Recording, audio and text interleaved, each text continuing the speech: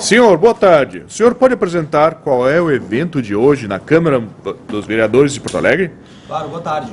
Meu nome é Igor Baron e hoje nós estamos na palestra Foro de São Paulo, Brasil e Venezuela, o que temos em comum. E nós vamos tratar aqui, temos 3 palestrantes, que cada um com o seu tema, cada um com a sua especialidade, vai tratar sobre diversos aspectos do Foro de São Paulo e da Venezuela e onde isso se relaciona com a gente aqui no Brasil. Senhor João Palhano, o senhor está na Câmara Municipal de Porto Alegre, o senhor está aqui só para dizer a verdade, não pode mentir. Conte para nós, a seu parecer, sobre a sua dívida. 14 meses de fiado na Boate Azul. Que história é essa, hein? Pode confessando aí. Presidente, não pode revelar, né? Não pode revelar por quê? Não fui eu. Coetou sim. Ele pagou o cartão corporativo. Não era eu. Pagou o cartão corporativo, hein? Era a mesma roupa que a minha, mas não era eu. Aham, era a mesma roupa, é. Então tá. Eu não assumo esse véu. Muito boa tarde a todos, obrigado pela presença nesse sábado frio e ventoso. Meu nome é Igor Baron, ao meu lado Victor Zapata, ao meu lado direito Berti Rendon, venezuelano, residente aqui no Brasil ultimamente. E hoje nós vamos conversar um pouquinho sobre o Foro de São Paulo, esse evento esquerdista que vem acontecendo há cerca de 30 anos, mas que foi escondido durante bastante tempo, propositalmente. Então, o meu objetivo aqui, eu preparei uma breve apresentação para vocês, que consiste em alguns slides, um vídeo e depois algumas citações de pessoas fortes da esquerda, como Lula e Paulo Freire. E eu vou começar a minha apresentação agora. Muito obrigado. Bom, começando sobre o que é o Foro de São Paulo. O Foro de São Paulo é uma conferência internacional criada por Fidel Castro, Frei Beto e, veja bem, Luiz Inácio Lula da Silva, para basicamente alinhar a esquerda bolivariana na América Latina.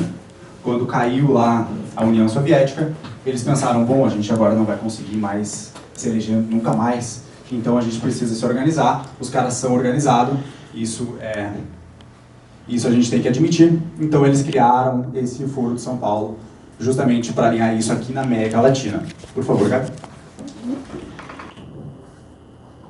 Bom, acabei me adiantando, mas o objetivo é exatamente esse, ser uma grande fonte de diretrizes para todos os partidos progressistas da América Latina. Esse é o principal objetivo deles.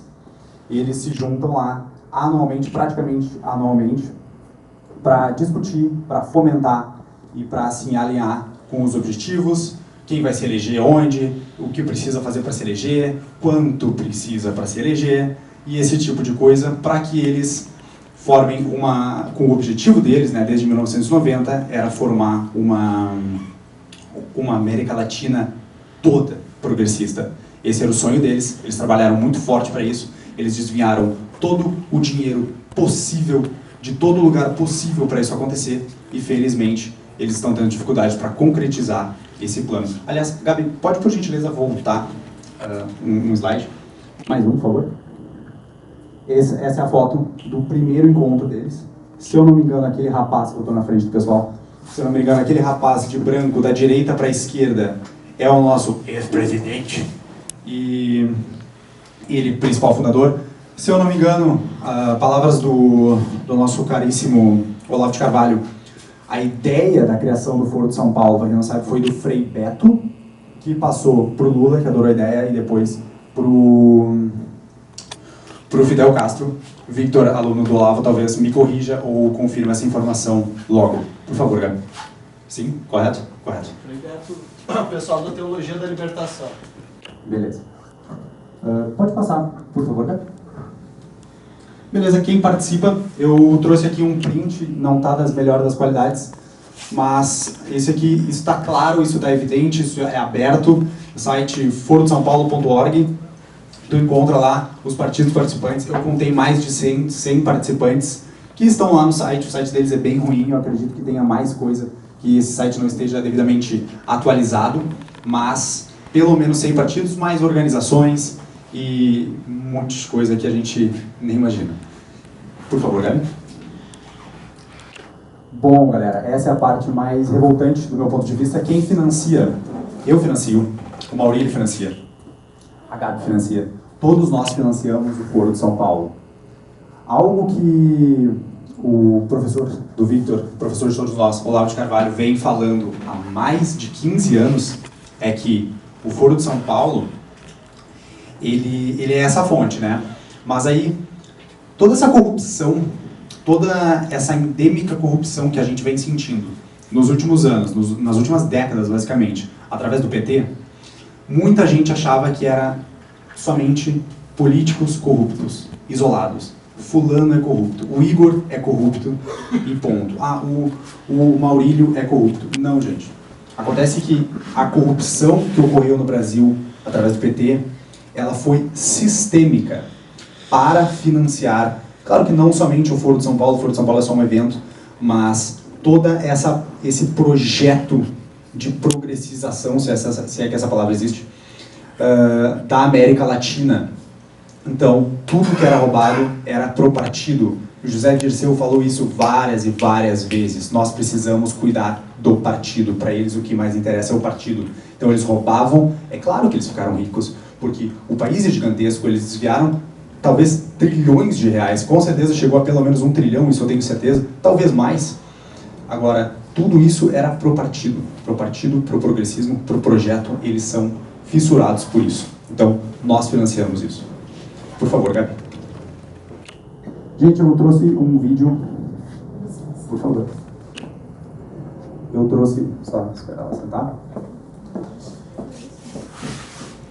Eu trouxe um vídeo do nosso presidente falando sobre isso. Para não ficar só nas minhas palavras. Quem sou eu? O que importa é quem fez o negócio funcionar. Por favor, Gabi. Tivemos a ideia de construir o Fórum de São Paulo. E aí veio a ideia, conversando. Bom, ficou claro que o Foro de São Paulo existe, ele é uma realidade, ele é uma estratégia linda. Eu tenho que tirar o chapéu para a esquerda, eles realmente são geniais, eles são organizados. Porque, olha, queria trazer até um ponto de vista empreendedor para a esquerda que eu tenho, que existe um axioma muito forte na escola austríaca de economia, que diz que o ser humano, ele vai sempre, invariavelmente, sempre buscar as situações que melhorem a sua condição de vida, a sua própria condição de vida. E eu acredito fortemente que, fora aspectos psicológicos, esses senhores encontraram na política e nessa forma de fazer política, principalmente, uma forma de enriquecer, de ter poder, de se sentir melhor. Eles se sentem melhor assim, infelizmente. E eles foram atrás disso. Eles foram, bem ou mal, empreendedores. Empreendedores do mal, totalmente sem ética, mas foram. Enfim. Por favor, Gabi. Eu queria trazer duas frases que eu acho muito importantes, que foram ditas nesse vídeo, que foram faladas por Luiz Inácio Lula da Silva e a outra por Paulo Freire. Vamos começar aqui. Luiz Inácio Lula da Silva, Foro de São Paulo, 2013. Abre aspas. A convivência pacífica entre vários setores da esquerda era a única possibilidade que permitia que nós tivéssemos um avanço aqui neste continente. Bom, o que ele está falando aqui, pessoal? A esquerda, ela não é um bloco único onde todo mundo que é de esquerda concorda com todo mundo. Nós temos os comunistas, nós temos os sociais-democratas, fabianos, enfim. Nós temos uma galera aí. Nós temos o centro-esquerda, então nós temos uma galera aí que discorda de nuances, ainda assim estando dentro do balde progressista. E o que ele está dizendo ali é que a única maneira que eles encontraram lá na década de 90 de ter um avanço aqui nesse continente, que era o objetivo deles, era dizendo, cara, nós discordamos de algumas coisas, mas esse não é o momento da gente brigar. É o momento da gente se unir, é o momento que a gente tem um inimigo em comum, e nós vamos lutar contra ele, e depois a gente divide tudo que a gente conseguir numa boa. E eu acho que a direita tem muito a aprender com isso nesse momento. Eu acho que essa frase é muito importante para a direita nesse momento. Por favor, Gabi. Paulo Freire, patrono da educação no Brasil. Juntar os diferentes, veja bem, juntar os diferentes para derrotar os antagônicos. Basicamente, a mesma ideia falada por pessoas de extremo quinhão da esquerda. Paulo Freire, bom, base de toda a nossa educação, o que é uma tristeza. Mas ele também já falava, juntar os diferentes para derrotar os antagônicos. Gente, somos diferentes. Se tem alguém aqui, bom, eu sou conservador. Se tem algum liberal aqui, se tem algum liberal me assistindo, me ouvindo, saiba que o meu ponto de vista, e tem gente aqui dentro que eu sei que vai discordar de mim, mas o meu ponto de vista é que nós temos que fazer isso aqui, juntar os diferentes para derrotar os antagônicos. Pessoal, meu nome é Igor Barão, por favor. Meu nome é Igor Barão, que Deus abençoe vocês e suas famílias. Muito obrigado, até a próxima.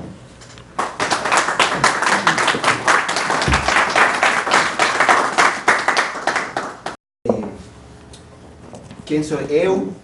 Porque estoy aquí en Brasil, porque tuve que ser de Venezuela.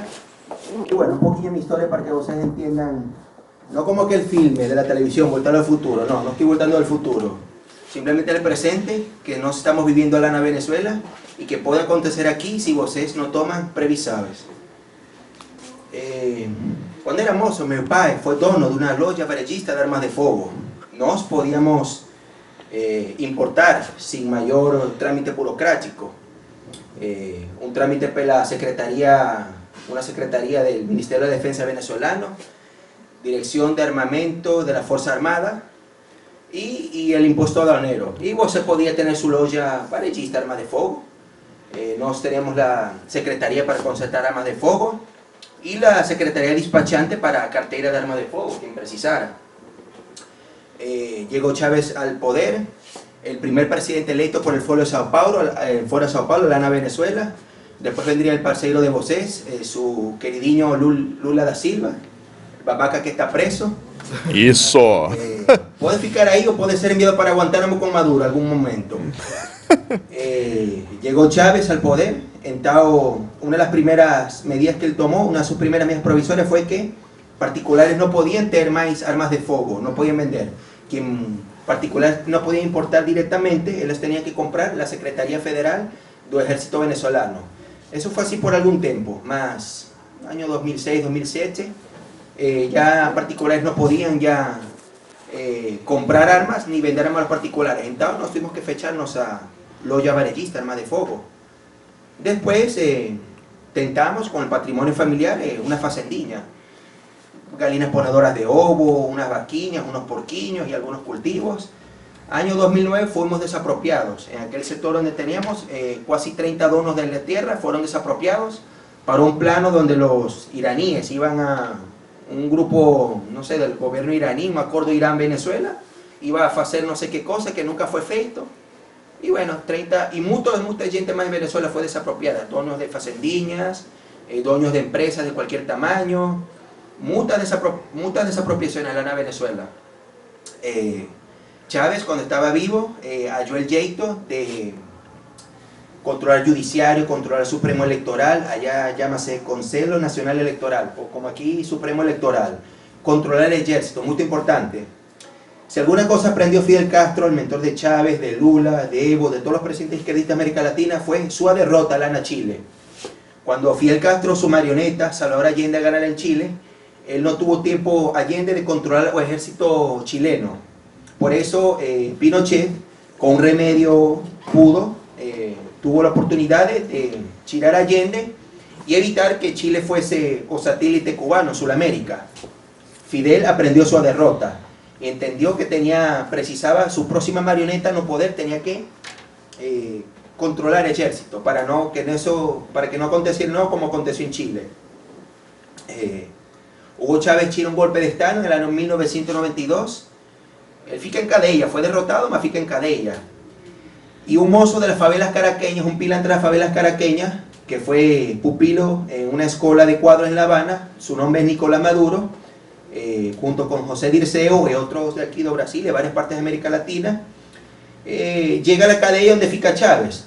Meu amigo, Fidel Castro quer falar com você. Você vai sair pronto embora daqui. Você tem que ir a La Habana. Madre mía. Mucha prensa lá en Venezuela falou, advirtió a la gente, si este hombre llega a no poder, va a acontecer lo que aconteció en Cuba. Venezuela, 1998, aquel año que ustedes perdieron con Francia, la final de Copa del Mundo, que los brasileños están más entretenidos con eso. Y tenían un real paralelo con el dólar. En aquel entonces, 1900, nah, Venezuela no es Cuba, eso no va a acontecer aquí, nosotros tenemos petróleo, eso no va a, Estados Unidos no va a permitir que eso acontezca aquí. 20 años después, Venezuela tiene más de 4 millones de inmigrantes y cifra que va a tender a un número que va a ser mayor cada vez más, producto del comunismo. El comunismo llegó y tomó control de Venezuela. Chávez controló ejército, controló judiciario. O judiciario venezolano tiene la particularidad de que usted pesquisa la lista de los nombres y todos ellos fueron gobernadores, prefeitos, vereadores, diputados estaduales, dos partidos, dos gobiernos de Chávez. Así, sin vergüenza, de este jeito. Vos es diputado federal, deixa la vaga para otro miembro del partido y ven para no judiciario. Tu misión es dejar en cadena a quien quiera que proteste. Así acontecieron los años, llegó el año 2014, cuando ustedes estaban haciendo unas protestas para el impeachment de Dilma, gracias a Dios, el ejército brasileño decidió no reprimir al pueblo. Dale play este video. El Foro Penal venezolano aseguró que el Estado Bolívar representa la mayor cantidad de denuncias verificadas en el tema de violación a los derechos humanos. El director ejecutivo del Foro Penal, Alfredo Romero, indicó que hasta la fecha suman 2.400 detenciones en todo el país derivadas de las manifestaciones. En el Estado Bolívar solamente han habido 147 detenciones resultado de las manifestaciones, detenciones que, por cierto, cuando revisamos las actas policiales y el expediente, son detenciones que en la gran mayoría de los casos no tienen el mínimo sustento. Más grave aún es lo que respecta a las torturas y los tratos crueles e inhumanos. Teníamos contabilizados 80 casos de personas que han denunciado ante la Fiscalía. Pausa. En aquel video está en español, a ellos que posiblemente entender un poquillo más o menos. El Foro es una organización de derechos humanos, Venezuela, Foro Penal. Esa ONG todas las semanas envió mensajes para Organización de Estados Americanos, el señor Luis Almagro, cuántos presos políticos fican en Venezuela y cuántas personas ainda en libertades tienen que ir a un tribunal, a una corte todas las semanas, todos los meses, a cumplir con medidas sustitutivas, caución, arresto domiciliario, etc. Ainda tienen procesos criminales abiertos, criminalización de la protesta, derecho penal del enemigo. Así aconteció hasta 2017, 2018, la verdad aconteció. Maduro, que es colombiano, por cierto, la constitución actual de Venezuela, él fue constituyentista de aquella constitución, junto con su esposa, la primera dama. Él tiene dupla nacionalidad. La constitución del cual fue el constituyentista no permite que alguien con dupla nacionalidad pueda ser presidente. Él nunca exhibió su certificado de nacimiento y como tenía control del judiciario, del legislativo, de todo, es presidente y no sé hasta cuándo va a salir. Infelizmente no va a salir por la vía democrática. No tiene jeito por en cuanto. En fin, la población venezolana está desarmada. Puedes poner otro video de los pilantras tirando armas de fuego. Quien quiere protestar en Venezuela, el otro video, no sé si Igor, el otro video de los pilantras tirando. Só tem esse? Só. Eu acho que eu tenho um vídeo aqui no celular. Ele, pega ali. En el teléfono. Bueno, procura alguna de las imágenes ahí, ¿me fijas? Ajá. No, ajá. Eso es mundial para atrás. Esa es la cartera de portar armas de fuego de Myanmar. Nos teníamos invitados, cualquiera quien quisiera podía, no era tan complicado. Más o menos el mismo jeito que tirar una cartera de armas de fuego aquí, ¿no? Avaliación psicológica, un cadastro de armas de fuego, la munición y todo eso. Pasa a la próxima. Este es un meme feito por la resistencia venezolana. Está en español, más o menos dice: hallo preferible tener una dívida de mi libertad con Estados Unidos que mi esclavidad con Cuba, Rusia y la China. Maduro, por ser parceiro de aquella gente, Cuba, Rusia, China e Irán, ten control, sur de Venezuela, faz frontera con norte de Brasil, ten mucho ouro, coltán, y está sob control de grupos guerrilleros colombianos, pues. Marulanda, cuando ainda vivía, no sé si vocês conocen, fue el jefe de la guerrilla colombiana. Y ahora, toda esa guerrilla colombiana, boa parte de ella está ficando en Venezuela y tiene control de ciudades, de campos, tiene control de toda la población. Son los donos de la extracción de oro. Ese oro todos los días sale para islas del Caribe, de ahí para paraísos fiscales. Y bueno, de ese jeito está la situación en Venezuela. Vocês tienen que tener mucha gratitud que ainda, gracias a aquella dictadura militar que vocês tivesen en los años 60, 1965, 64. hasta aquel tiempo, pudo haber sido a lo mejor muy ruin algunas cosas más. Gracias a la dictadura militar, los petistas, los izquierdistas llegaron al poder, mas no pudieron tener subcontrol o ejército brasilero. Gracias a eso, vocês no están como Venezuela, mas no pueden ficar tranquilos. Ellos no fican tranquilos. Como falaba con Víctor, la izquierda es como Freddy Krueger, aquel personaje de la película. O sea, ya que va a liquidar, no. Tienen que ser mucho más fuertes. Tienen que tomar medidas, hacer un trabajo a largo plazo, que pongan a escuchar a estos mozos, Igor, a Víctor, a Joao, muy conscientes de aquello y que quieren hacer todo lo que fuera posible. El diputado Núñez, padre de Camila, que está por aquí, hacer todo lo que fuera posible para evitar que lo que aconteció en Venezuela, Cuba, Nicaragua, acontezca aquí en Brasil.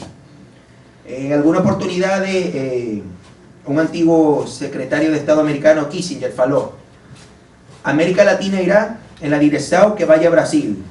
Brasil iba camino del buraco negro de Venezuela. Gracias a Dios, vocês pudieron a tiempo virar otro camino. No fiquen tranquilos, sigan trabajando muy duro. Después de caer en ese buraco negro de Cubazuela o Nicaragua, muy ruin, muy difícil salir de ahí. Ojalá gobierno brasilero, gobierno americano, gobierno colombiano puedan ayudar al pueblo venezolano, porque infelizmente no, los videos de los pilantras tirando armas de fuego, ¿no? ANFA venezolana. Nós encontramos. Nadie. Parte. Nós encontramos parecido. Para ver. O do teu Whats, a gente não consegue. Para ver, deixa-me mostrar, eu enviei para tu. É que a gente não vai conseguir passar ele do teu celular pro multimídia. A menos que... É vídeo das manifestações na Venezuela? Vídeo das manifestações na Venezuela? Não, del ANFA venezolano, fornecido pelo governo. Aquele da mochila que é legal. Mira, está partiendo los vidrios de la gente allá al frente. Eu tenho alguns no meu canal, Mire, no, a la señora mas aí eu não Marina. quero fazer propaganda. Están tirando a todas las casas, todas las casas.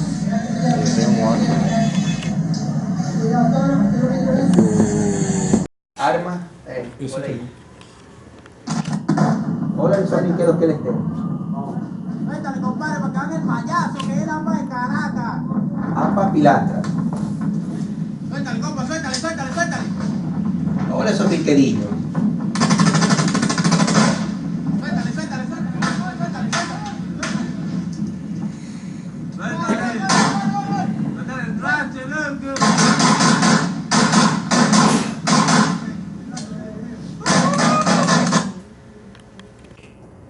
Infelizmente es difícil, muy ruin, no es fácil protestar ese jeito, ¿eh?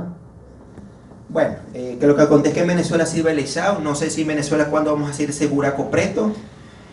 Fica en sus manos, hacer todo lo posible para que Brasil no vire en la Cubazuela. Boa tarde, pessoal. Muito obrigado pela atenção.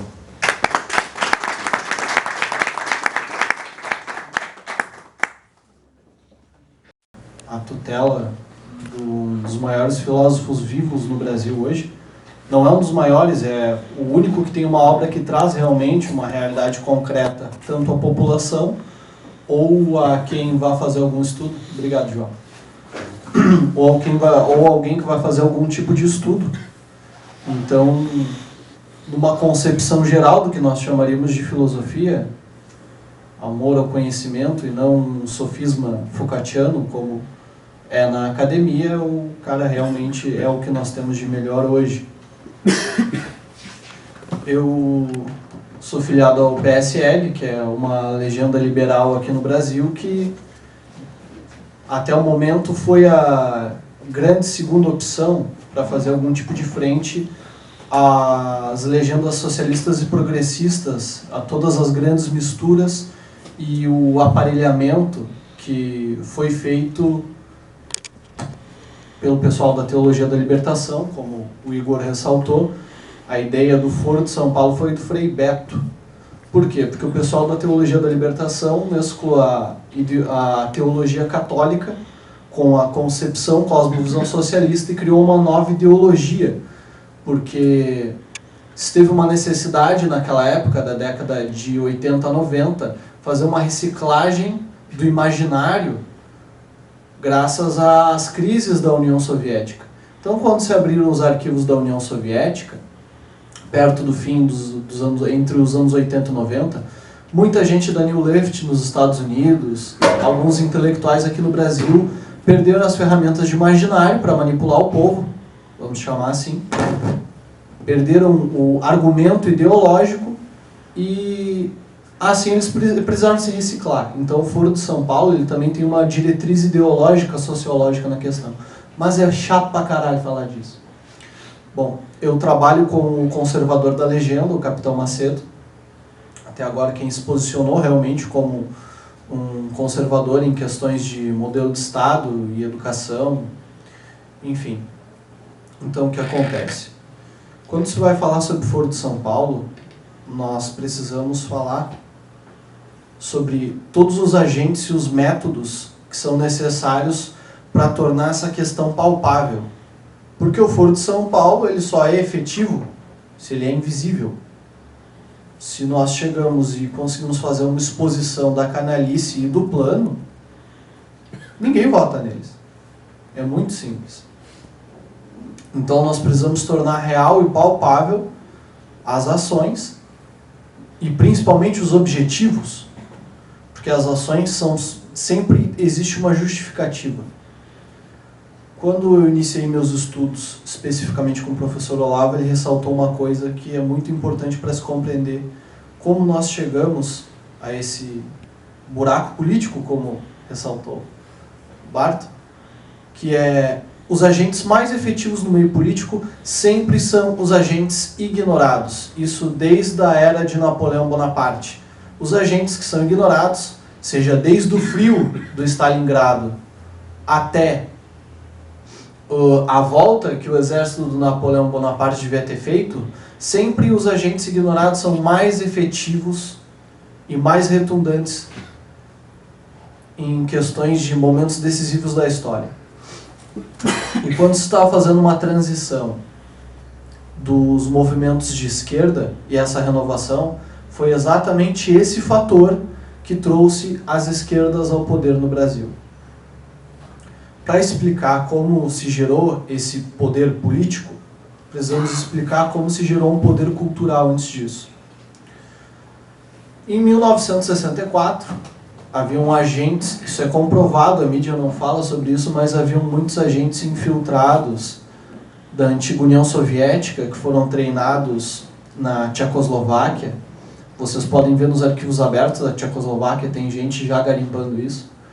Existiam muitos agentes treinados lá que foram enviados para cá para estudar tanto a antropologia do Brasil, a cultura no geral, os hábitos éticos, essa definição de cultura, os hábitos éticos do brasileiro, para que pudesse infiltrar agentes e gerar uma classe política que fosse de esquerda. Porque naquela época ainda não existia o Foro de São Paulo, era ainda a Comintern, que era a Internacional Comunista, que era enraizada na antiga União Soviética. Então o que acontece? Esse pessoal veio para cá, fracassou, porque houve o regime de 64, ao qual vamos ressaltar que foi o Senado e o Parlamento que tirou o presidente que tinha uma ligação muito forte com a China comunista. Foi o Parlamento que derrubou o cara, não se precisou dar nem meio tiro para isso. Então não foi um golpe de 64, mas o que aconteceu? Uma parte do pessoal foi para a guerrilha, A outra parte, que era a parte do Júlio Prestes, foi fazer estudo das ideias de um antifascista chamado Antônio Gramsci, como foi mencionado no vídeo que o Igor colocou para a gente assistir. Ele concebeu, enquanto estava no cárcere fascista, a ideia de um poder onipresente, invisível. Vocês viram no vídeo. O sonho do Gramsci era um poder onipresente e invisível. Como isso? Primeiro que o Mussolini era um brutamontes idiota. Ele viu que tinha um cara muito mais inteligente que ele. E ele pensou o seguinte: eu preciso calar a mente desse cara. Vou trancafiar. Bom, ele ficou no poder até a morte. Para ele resolveu. Mas ele nos deu um grande problema. Que o cara, no silêncio do cárcere, ele estudou a sociologia e uma quantidade de variáveis e instrumentos de chegada ao poder do Partido Comunista que deu um prejuízo para as gerações futuras imensurável. Se tivesse deixado o cara solto, ele ia militar, ia tomar um tiro, eu não sei, devia ter deixado o cara solto. E aí seria um problema do Mussolini, não um problema meu. É um problema nosso hoje. Eu não era nem nascido naquela época, eu estou matando essa bomba no peito. Então o que acontece? O cara ficou trancafiado lá, com uma série de cadernos e livros que foram providenciados pela cunhada dele, se eu não estou enganado. E o que aconteceu? Ele estudou as táticas do Gandhi para chegar ao poder e ele denominou isso como guerra passiva. Ou seja, uma linha de guerra direta e uma linha de guerra passiva. E vocês podem ver a influência do Gramsci na guerra política que foi instituída e adaptada da seguinte forma: nós temos o PT, que faz uma guerra ao patriarcado, banqueiros, todos esses espantalhos inexistentes, e nós temos o PSOL, que é uma linha auxiliar que é exclusivamente especializada nessa modalidade de guerra política, que Saul Alinsky, ele deu uma refinada nesses módulos do Gramsci, que seria a guerra passiva e midiática hoje em dia, seria a terminologia mais correta. Ou seja, eles têm uma linha auxiliar, que tem uma modalidade de guerra alternativa, uma guerra alternativa política, e eles têm uma linha que é bem mais direta. Geralmente essa linha chega ao poder, fazendo mistura com partidos de centro-esquerda, MDB, PTB, PSD, e tem essa linha auxiliar, que forma parlamentares no legislativo, mas não indica ninguém para o executivo, ninguém para o judiciário, porque é exclusivamente uma linha auxiliar, exclusivamente uma guerra passiva. É o que aconteceu. O pessoal foi lá estudar as ideias do Prestes, não quis lá trocar tiro. O que aconteceu? Foram estudar as ideias do Gramsci e introduziram isso na academia brasileira. Vocês podem notar que a partir do ano de 1978 em diante, o Foucault começou a influenciar muito a academia brasileira. Foucault é um nietzscheano, hegeliano desconstrucionista, que ele não era assumidamente de esquerda, o que é muito mais venenoso. Por quê? Mas ele era moralmente hegeliano, frankfurtiano. Ou seja, ele é contra a família tradicional, ele é a favor do incesto, ele é a favor de todas as modalidades de sexualidade, mas ele diz que a heterossexualidade sequestrou o prazer a fins exclusivos de reprodução. Isso está na obra dele, A História da Sexualidade, é uma obra de 3 volumes. Não leiam, é uma porcaria. Eu li porque alguém precisava entender aquela porcaria. Então, não percam tempo com isso. Mas entendam que é esse tipo de pessoa, esse tipo de imaginário que está sendo formado na academia até esse momento. Eu tive aula segunda-feira, eu sou graduando em teologia, e eu faço 3 cadeiras de ciências sociais. E a minha professora é assumidamente Foucaultiana. Eu olhei na cara dela, bah, professor, isso é muito Foucault. E ela realmente, orgulhosamente, olhou na minha cara e disse que era Foucaultiana. Então, desde os teólogos até os cientistas sociais no Brasil, eles são formados em um imaginário em que a família é opressora, em que o Estado tem a solução para as coisas. Então, meus senhores, nós estamos brigando uma guerra em 2 ou 3 modalidades diferentes. Uma guerra passiva, uma guerra política e uma guerra de narrativas, uma guerra acadêmica. Por isso que a academia odeia o professor Olavo, porque ele traz o que é do imaginário para a realidade concreta, enquanto a academia tem a intenção de deixar tudo exclusivamente no mundo das ideias, desconstruir isso e passar para a população como uma verdade. É o único objetivo da academia brasileira hoje. Eu estou passando por isso. Eu estou lá, estou sentado ouvindo uma Foucaultiana falando que a educação é opressora, que bota o professor ali em cima, e antes as salas de aula, a parte do professor era mais alta para oprimir os alunos, não sei o quê. Eu estou passando por isso.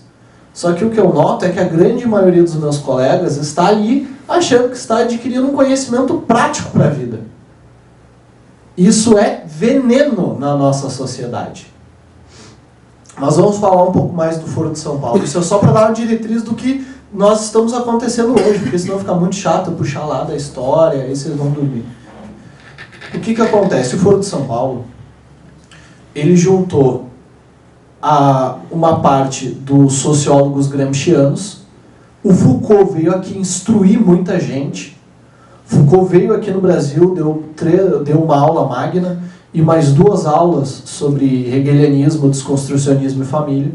Não quero que a minha memória me traia no momento, mas foi basicamente isso. Então Foucault veio aqui, formou o imaginário. O Gramsci já tinha formado boa parte do imaginário dos sociólogos e professores, porque quando o Partido dos Trabalhadores ele começou a se infiltrar, a parte prática do PT sempre foi o sindicato. O que o Lula fazia? O Lula chegava lá, o Igor é um empresário, eu sou o Lula, eu, companheiro, o negócio é assim, ó, quantos tu vai demitir? Quanto tu vai demitir aí na parada aí? 300. 300? Companheiros, negócio é o seguinte, companheiros, eles iam demitir 550, eles iam demitir 550 trabalhadores dessa metalúrgica. Esse companheiro Igor é um canalha, mas aí como nós estamos na luta, eles vão demitir só 300. Você 150 deve os seus empregos ao Partido dos Trabalhadores. E viva Lula livre! Mas, então, o que acontece?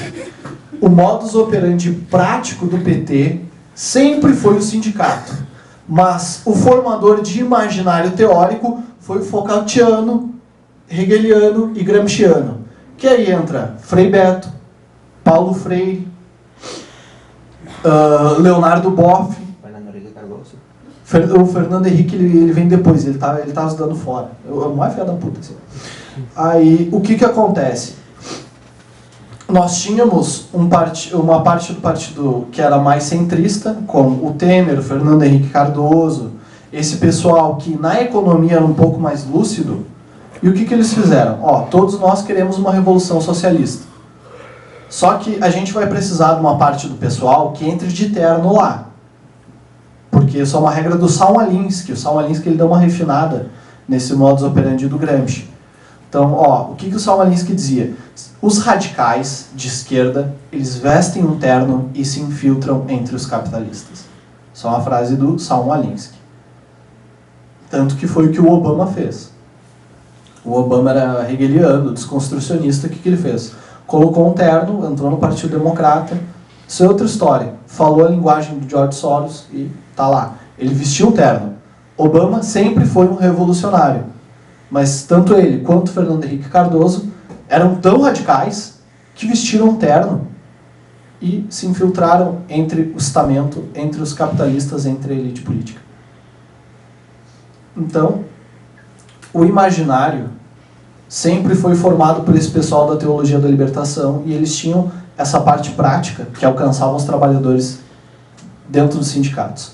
Quando o Muro de Berlim caiu, eles perderam fonte de financiamento, diretrizes de imaginário, porque o pessoal da União Soviética que dava o amém pro pessoal, inclusive as traduções, eu tenho um livro que foi traduzido do russo para o português, de dialética materialista, da Rússia.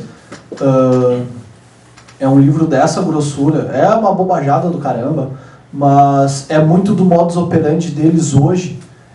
De certo, foi a primeira linha marxista dos caras. Então, eles se perderam. Mas eles tinham um grande centro operacional, tanto de inteligência quanto de diretriz ideológica, que era Cuba. Tanto que Cuba aportou mísseis da Rússia durante a Guerra Fria. Tinha mísseis russos em Cuba, na ilha cubana. Então o que acontece? Eles formaram essa aliança para ter as diretrizes de modus operandi político, distribuição de dinheiro e também quais seriam as ideias da cartilha para cada partido. Ou seja, tem partidos que seguem a cartilha do Foro de São Paulo, mas são passivos. Eu vi boa parte do tempo um partido que se dizia de direita, mas que virou a cadelinha do estamento de esquerda. É um partido que está há muito tempo no cenário político, mas ele se adaptou, ele se acadelou, virou cadelinha do Foro de São Paulo, colocou uma coleira para poder fazer políticos no legislativo, para ter mandatos, para a sobrevivência política dele. Certo? Então, tem gente que segue o Foro de São Paulo passivamente e tem gente que segue praticamente. Por exemplo, Michel Temer era advogado na época do regime militar. Ele é do PT? Ele é da mesma linha ideológica, mas ele é de outro partido, que fazia mistura com o PT. Foi vice da Dilma. Então, a forma de entender muito do Foro de São Paulo é através da história dele e dos formadores dele.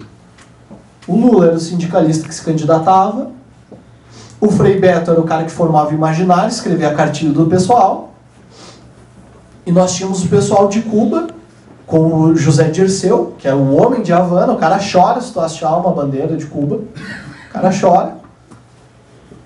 Então, ele era o cara do modus operandi de inteligência. Ele era o cara que entrava, coletava as informações, passava pro Frei Beto. Frei Beto, ó, o pessoal lá é assim, assim, assim. Então a gente vai dizer isso, isso e isso. Então os caras estavam anos-luz de uma direita inexistente. Porque como nós tínhamos militares positivistas no poder, a direita ficou politicamente sufocada pela inutilidade. Ia ter partido de direita para quê? Tinha a esquerda protestando, mas a gente já tinha os militares no poder. Então, teoricamente, não precisava de partido de direita. Então, no que a direita simplesmente estava sufocada politicamente, tinha só uma cartilha liberal na economia, não tinha um modus operandi político, não tinha serviço de inteligência, não tinha nada. Quando o PT vem tomando desde a estrutura acadêmica, tomando desde o imaginário da academia, os caras foram engolindo aos poucos o estamento burocrático do Brasil. Eles foram engolindo a elite política. A elite política no Brasil foi engolida pela esquerda. E hoje, no caso, seria necessário que ela fizesse parte dessa elite.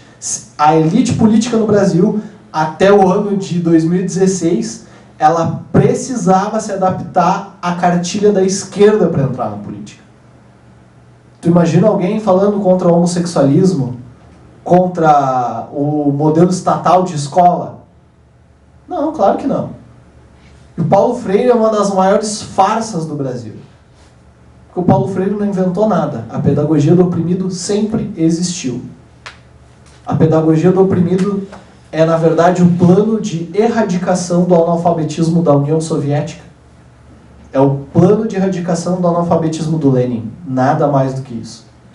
Ele deu um nome diferente, levou para dentro da Igreja Católica que se corrompeu com a teologia da libertação. E está aqui. Ó, vamos aplicar isso a nível estatal, nós chegamos ao poder. Então, pode aplicar a cartilha.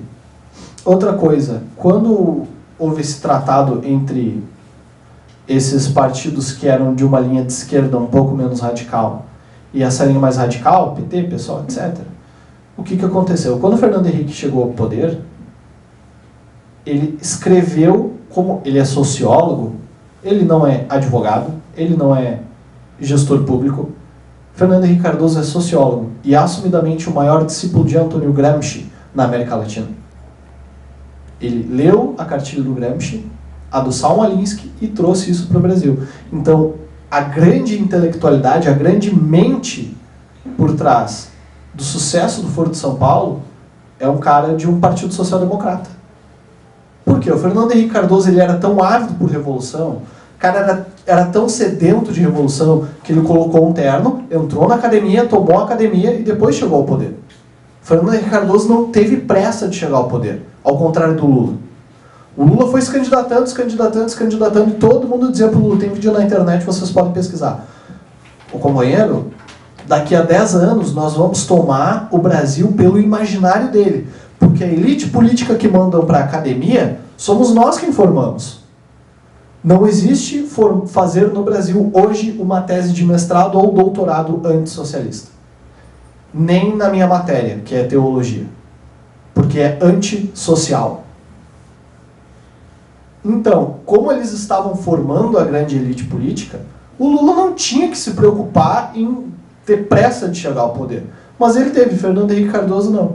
E quando Fernando Henrique Cardoso chega ao poder, vocês podem fazer isso em casa. Vocês pegam a Constituição, toda a parte de educação. São decretos de 1998, decretos de 1996. O executivo passa, que era um sociólogo gramsciano, e aí o que acontece? O legislativo aprova. Por quê? Porque todo mundo está alinhado com aquilo. Então eles foram tomando aos poucos o poder. Então nós temos hoje essa realidade de uma guerra em 3 grandes frentes. Política, intelectual, que seria a guerra acadêmica, e esse modelo de guerra passiva que trabalha com inteligência e todas essas pautas de manifestação. Eu acho assim, essa parte da passividade, eu não concordo muito, porque o PT se aliou ao PCC. E toda a parte dessa criminalidade, como eles já operam na Itália, matando pessoas, aqui eles estão usando dessa mesma forma. Eu não acho eles tão passivos assim. Eu acho que eles trabalham exatamente no terrorismo. Não, mas é que o terrorismo, o termo técnico sociológico de terrorismo é guerra passiva. Porque não entra na esfera política. É passivo à política. A gestão da polis. Guerra política na questão de pressão para aprovar as questões no legislativo, ativismo jurídico, seria ativismo na questão da pauta da polis, política. Então o terrorismo, ter assassinado Celso Daniel, sociologicamente seria uma guerra passiva. Matou o cara, mas é guerra passiva. Entende? Inclusive essas alianças com o narcotráfico, com as Farc. Com as Farc. Então isso seria uma modalidade, seria sociologicamente uma modalidade de guerra passiva. Porque não entra na gestão da polis. Seria o que o Foucault chamaria de microfísica do poder. É uma microfísica que é atuante dentro do poder político, mas não é direto. Então é uma... Sim. Acidentes de aviação com... Seu Teori, sim. Eu conheci o jurista, o Dr. Teori Zavascki, e o filho dele até hoje diz, meu pai foi assassinado. Uma semana antes de acontecer esse acidente, o filho do Dr. Teori, ele falou, não, se acontecer alguma coisa ao meu pai, saibam que não é acidente. Só que nós não tínhamos a mídia alternativa que nós temos hoje. Hoje nós até temos, ainda, digamos assim, de uma maneira tímida, nós temos uma mídia alternativa que é conservadora. Ela ainda trabalha só por meio de rótulos, infelizmente, né? Porque o imaginário do brasileiro ainda está muito seco. Aristóteles já dizia que o conhecimento ele vem empiricamente, através dos sentidos, é empírico, é pela experiência, mas ele é depurado pela imaginação. A imaginação que faz essa separação do conhecimento. Então, como o imaginário do brasileiro não tem imagens para formar Foro de São Paulo, inteligência de Partido Comunista Russo, FSB, KGB, o brasileiro não tem ferramentas para imaginar essas coisas, isso não está na cultura do brasileiro, é muito difícil a gente trabalhar de uma maneira diferente que não seja o rótulo. Porque, às vezes, tu trazendo o fato concreto para a pessoa, ela não tem ferramentas de imaginário suficiente para depurar essa informação e absorvê-la de maneira concreta. As teses de mestrado que trariam essas ferramentas, barrando os jornalistas que trariam matérias com essas ferramentas. Se há 10 anos atrás nós começássemos de maneira tímida a trazer essas informações, porque o Foro de São Paulo já era atuante, hoje talvez nós estivéssemos em outra situação cultural. O brasileiro está entendendo vagarosamente o que é o Foro de São Paulo, ele sabe que é um inimigo do Brasil.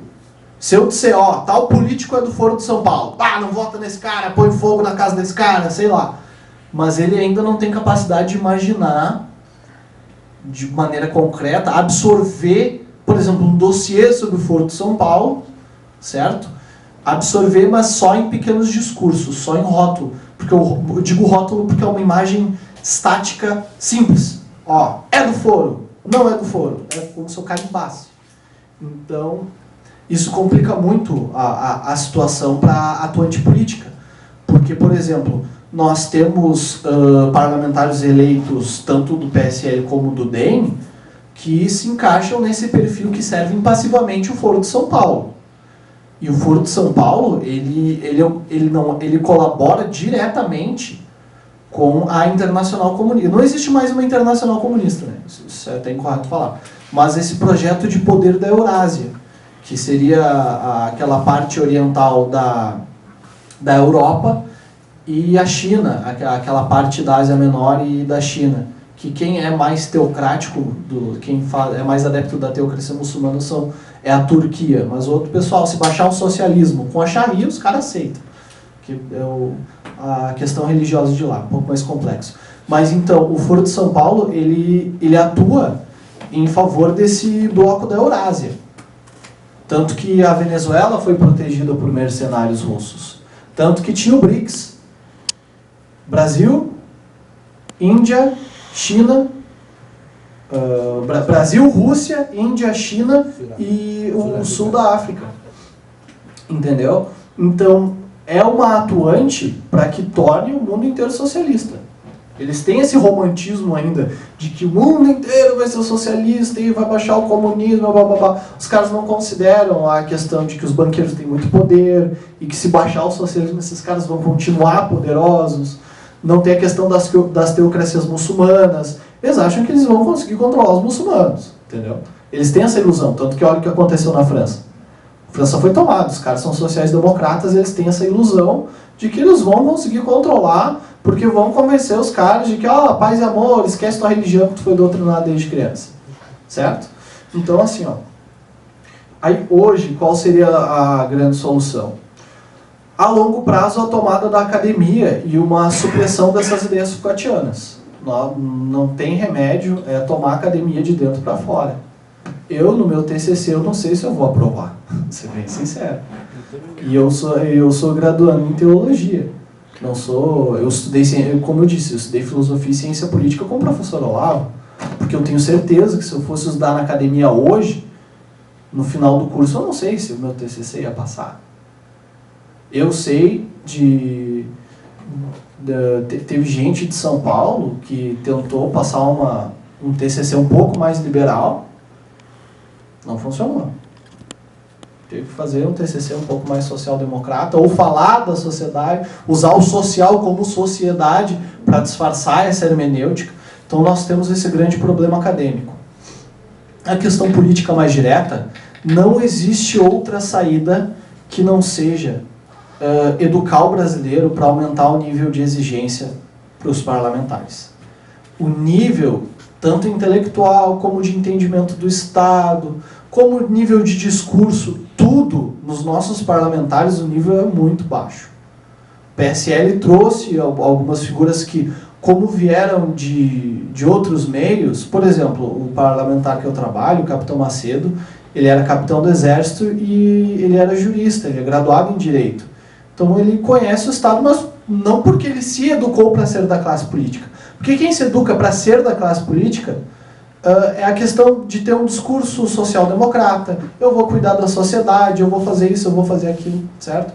Então, assim, e na questão da guerra, aumentar o nível de exigência do brasileiro, educar o brasileiro para aumentar o nível de exigência para que nós venhamos forçar os nossos parlamentares a ser melhores. Não tem outro jeito. E isso para ontem. Porque o vereador, ele é o cara que faz o corpo a corpo para o deputado. Então, se eu tenho um bom vereador e um deputado ruim, o vereador vai fazer o corpo a corpo para o deputado ruim. Não adianta. Entendeu? Então, isso é uma questão que é já para a próxima eleição. É em cima, não tem estratégia, nós não temos um aparato de inteligência, nós não temos material humano para isso. Tanto que uma coisa que eu digo, a maioria dos juristas de bancada, nós temos que ensinar eles a ser conservadores. Nós temos que ensinar vários juristas para quando eles pegarem na mão uma LDO, uma PEC que tem um viés social-democrata ou até mesmo socialista, eles saibam reconhecer. Porque passou agora a LDO do nosso governador. LDO é a questão legislativa de diretrizes orçamentárias. É a legislação de diretrizes orçamentárias. E o cara trouxe uma questão de reforma, congelamento de gastos, que foi interessante. Mas a pauta dele, a nível de educação, como ele enxerga a família, todo esse modus operandi, tudo é social-democrata, tudo é Fabian Society, é uma linha com açúcar do socialismo. Ele é lúcido, questão econômica. Questão econômica ele é muito lúcido, muito bem preparado. E vão vir outros como ele, que vão ter a questão econômica muito lúcida, muito bem preparados, vão desburocratizar, vão deixar que produzir quem quer produzir, não sei o que, não sei o que. E aí? E a questão da família? E a pauta civilizacional? Aí eu pergunto para os senhores, não, é só que eu vou polemizar. Perdão. Aí eu pergunto, senhores, o que adianta dinheiro no bolso e o teu filho no colégio aprendendo a ser viado? É o que a grande... nesse momento, enquanto nós estamos tendo essa conversa, nós estamos em uma guerra fria ideológica. O lulopetismo, ele está ruindo como a Alemanha nazista ruiu. O que aconteceu? Ocorreu o que foi chamado de Operação Paperclip, que os Estados Unidos, ele veio e recrutou uma parte da academia nazista. Tanto os ideólogos como os serviços de inteligência, eles vieram na Alemanha e recrutaram esse pessoal, chamaram de Operação Paperclip. E a outra parte, claramente, obviamente, pelo viés socialista, foi para a União Soviética. Hoje nós estamos passando pela mesmíssima situação. O lulopetismo está ruindo sociologicamente e vai ter um vencedor hegemônico em cima disso. Nós vamos disputar uma guerra fria com liberais sociais-democratas. Gente lúcida economicamente, mas que na questão moral é social-democrata frankfurtiana. É desconstrucionista. Certo? Então nós temos que estar prontos para essa modalidade de guerra fria.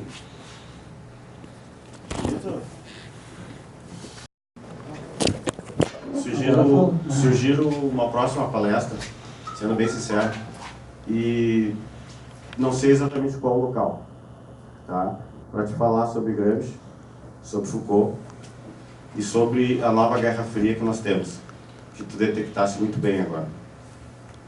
Que é, quando tu falou em off, quando tu baixou o microfone ali, que é, não adianta nada tu ter dinheiro, tu ter qualidade, ter uma coisa, e estão ensinando na escola teu filho a ser viado. Isso pode parecer pejorativo, mas é realmente isso que está acontecendo. Tá? Por isso, escola com partido, escola sem partido. Por isso que muita gente tem se movimentado, porque o aparelhamento ele precisa ser derrubado justamente nas faculdades, nas escolas, no campo acadêmico. Enquanto o campo acadêmico não sei se chegasse a ver a reportagem do Alexandre Garcia. Apareceu bem na hora que falaram de viagem. Hoje, nas escolas, o jornalismo ele não está sendo ensinado a ser jornalista. Ele está sendo ensinado a ser militante político. Na Assembleia Legislativa, isso para mim ficou muito claro. Porque lá o jornalismo é militância. Só que aí, aonde já caíram no erro várias vezes? Eu trabalho com um deputado que é conservador, o pessoal espera um contraponto, um liberal, porque ninguém ainda sabe ser conservador, efetivamente. Essas ideias, por exemplo, estão sendo muito importadas da Academia Austríaca, do Eric Voegelin, a ciência política do Eric Voegelin, as ideias do Roger Scruton, no campo moral, filosófico. Então, o pessoal no Brasil está aprendendo a ser conservador. O conservadorismo tem muita força na gestão da polis. O pessoal está perdido, quer uma pauta civilizacional, mas não sabe direito ainda o que é. E nós estamos com essa disputa sobre quem será o vencedor hegemônico sob o lulopetismo. De um lado, nós temos liberais que vão se inserir como frankfurtianos na moral. Nós temos liberais de uma linha clássica, que são, eu acredito que sejam nossos aliados, porque estão na realidade, mas nós temos liberais ideológicos, que são liberais no campo total de cosmovisão. Na moral, são frankfurtianos, são liberais totais, não, vamos se comer na faculdade, deu, e usar droga, e foda-se, segue do jeito que está a academia, e vamos reformar a economia. É isso, é basicamente isso. Então, nós estamos dentro dessa balança. Quando nós ruirmos com o lulopetismo completamente, vai se disputar para ver quem será o vencedor hegemônico. Se os liberais ideólogos, que vão tentar se sobrepor como vencedores contra o petismo, ou se essa nova linha de conservadorismo político, que vai ser liberal, que vai ser praxeológico no modelo de Estado e na economia, e vai ser judaico-cristão no campo moral. Dele, que a culpa da miséria e da fome é por causa do burguês capitalista que mantém os bens alimentícios e vende por altos preços. Eu cheguei no cara e disse, mano, se tu tivesse um sítio, tivesse uma fazenda, fosse só tu e tua família, tu ia pegar aquilo e dar pra quem não tá trabalhando, aquele trabalho todo que tu teve. Ah, pois é, né? Vai estudar, mano, vai estudar. Eu me irritei, até falei pro cara, tá, então eu vou fazer o quê? Vou estudar Marx, vou estudar Gramsci, Paulo Freire e Bandido da Luz Vermelha, e se eu botar todos esses 4 em prática, eu viro um petista? Claro que o Lula foi conhecido como o bandido da bandeira vermelha, né? Já temos o bandido da Luz Vermelha agora, né? Então, pessoal, a gente tem que, o quê, cara? Conscientizar a gurizada, chegar, dar conselhos, explicar, dar livros, poder, quem tiver um livro, ou às vezes tirar um PDF. Eu, por exemplo, tá muito caro o livro negro do comunismo, quem quiser me dar de presente, aniversário, 14 de agosto é de aniversário, viu? Eu baixei o PDF e mandei imprimir, tenho lá, bonitinho tudo. Né? Livro Negro do Comunismo, adoro aquele livro. Até às vezes eu tenho uns grupos mistos que os caras me jogam, que eu botei uma máscara de macaco até. Uma vez esfreguei. Não, do macaco, não do Lula. Daí eu pego, ponho o macaco e cheguei uma vez e falei, aqui ó, gurizada, se chama a gente de direito de burra, aqui ó, livro. Agora quem vai ler é vocês. Entendeu? Infelizmente é isso, cara. A gente vê que a esquerda é tapada. Falam de Marx, mas não entendem, nunca leram Marx. Entendeu? Já cansei às vezes de debater com o cara. Que nem outra coisa que eu acho muita burrice também, os caras que se dizem anarquista. Não, que eu sou anarco, que eu sei o que eu sou de esquerda. Pera aí, mano. Como assim? Anarquia é contra o capital e é contra o Estado? Não, mas Bakunin. Olhei pro cara e disse, meu irmão, por que não vai ler Nietzsche, não vai ver ideologia pré-histórica? Como, por exemplo, esse cara aqui tem um ótimo PDF. Opa! Tem um ótimo PDF, um das de esquerda. Um dos melhores PDF que eu já li. Aqui, ó. O Márcio tem o PDF, quem quiser ler o PDF dele, indico. Muito bom. Só acontece, cara, que nem às vezes estou conversando com o cara, mas tem que ver que o nazismo é de direita. Por quê? Por quê? Diz aí. Perseguiu os marxistas. Pô, meu irmão, o nazismo é uma ideia antiga, o socialismo, perdão, né? É uma ideia antiga, tem Esparta, tinha o tal do socialismo espartano. Os caras vêm com essa. Então, cara, o conselho que eu dou... Pô, o rapaz saiu, né? Não quis ficar me ouvindo, né? Foi banheiro. Mas então, pessoal, um conselho que eu dou é a gente passar conhecimento adiante. É chegar no jovem, nem que a gente faça o clube do livro, é interessante. Chegar no jovem, vamos ler esse livro aqui, semana que vem todo mundo vai falar sobre o livro. E fizemos, chegamos aqui tudo que vocês entenderam. E é assim que a gente, como vamos dizer evangelicamente, vamos resgatar almas. E é isso, pessoal. Muito obrigado.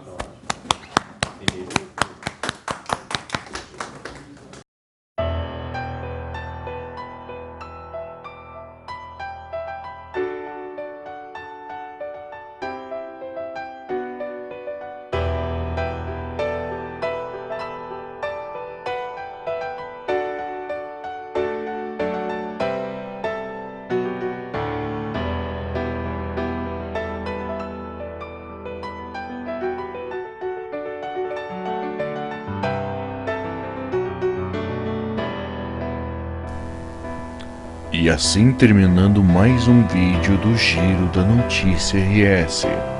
Se você gostou do conteúdo, por favor, curta e compartilhe o vídeo em suas redes sociais. Deixo agora o os meus agradecimentos a todos os envolvidos do PSL Jovem.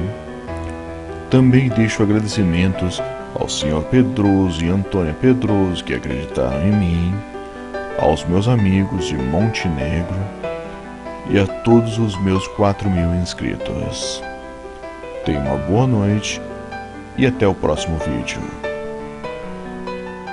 Vamos lá. Tá preso, babaca! Perfeito.